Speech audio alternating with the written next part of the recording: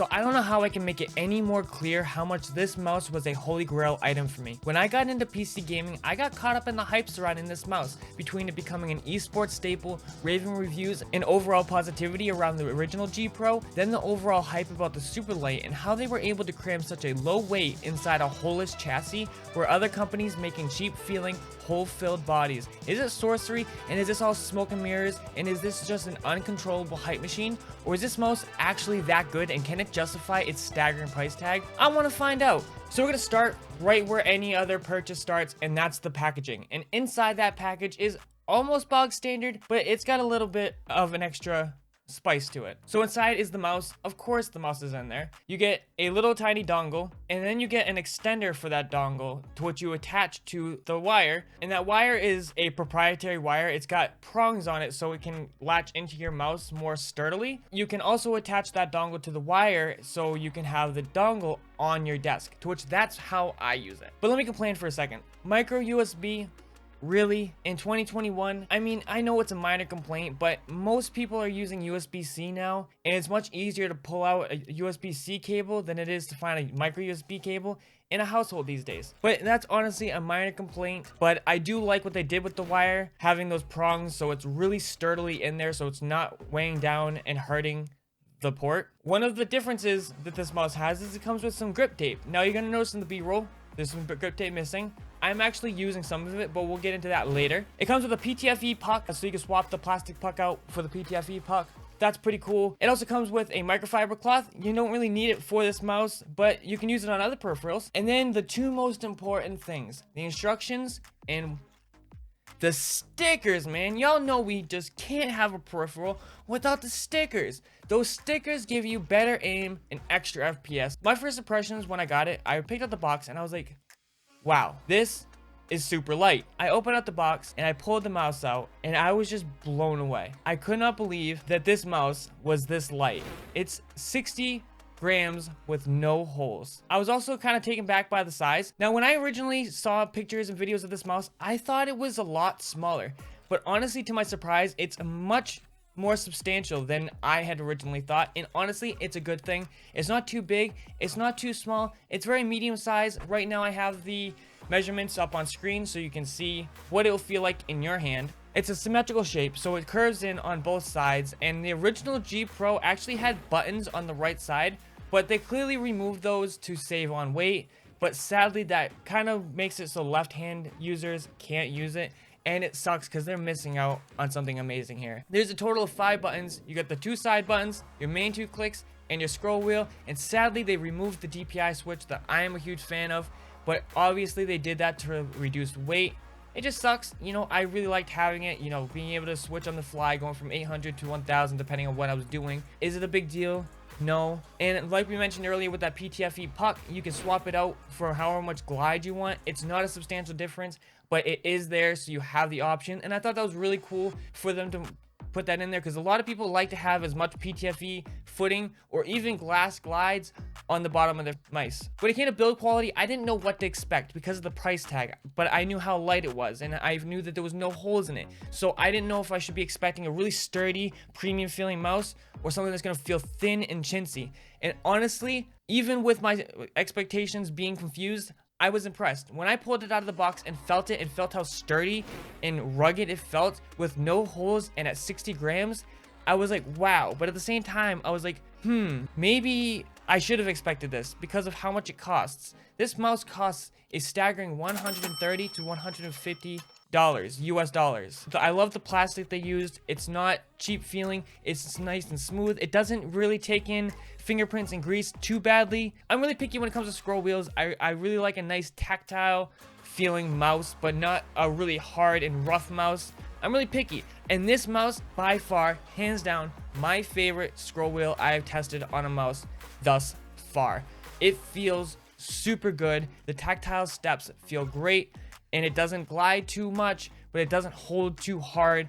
It is a really happy medium. Now, the G305, my biggest problem with that mouse is the left buttons were too easy to press and they were too small. These are teetering on being too small, but they're not too easy to press, but they're not too hard to press. I love these side buttons, even though they're small. The main left and right click feel and sound great. They're nice and tactile. They're not too sharp. They sound very crispy. I know the original G Pro has double clicking issues. I've yet to have any accuracy issues or double clicking issues or any issues at all when it comes to these left and right clicks. If I start running into issues, I will put in my community tab letting you guys know. And in just 1 second, we'll do a sound test, but I just wanted to say, if you are enjoying this video, definitely slap a like on it. It helps out a ton, pushes out in the algorithm, gets more people to see this. And if you like content like this, definitely subscribe and hit that bell to get notified for all my videos. And if you're interested in anything we talked about today, I have an affiliate link down below. It will be at no cost to you, but it does support the channel. Now, roll that sound test.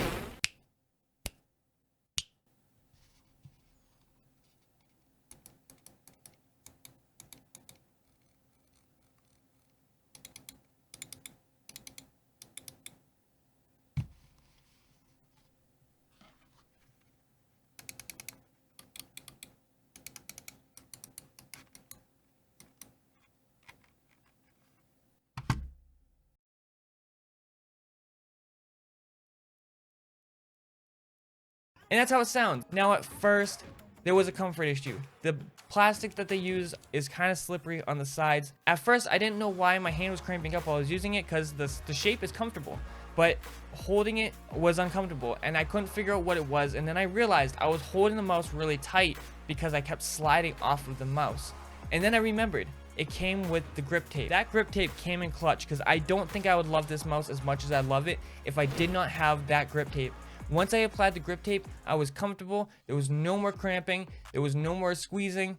It felt great. Yes, it adds a tiny bit of weight, maybe like a couple of grams of weight, but I'd rather lose that couple of grams of weight and be comfortable. This is the new Comfort King for me. Now, my original Comfort King was the G502, but it was a bit too heavy for me. I hold it with like a mixture of claw and fingertip. I kind of hold my palm a little close to the back, but I use my fingertips to hold it. That's my grip style, and it works perfectly with this shape and size. And if you're wondering what the specs are, we're gonna run through that real quick. It has power play wireless charging, which means you can take the puck off and place it on a dock. It's 63 grams in weight. It uses the Logitech Lightspeed technology, which is absolutely phenomenal.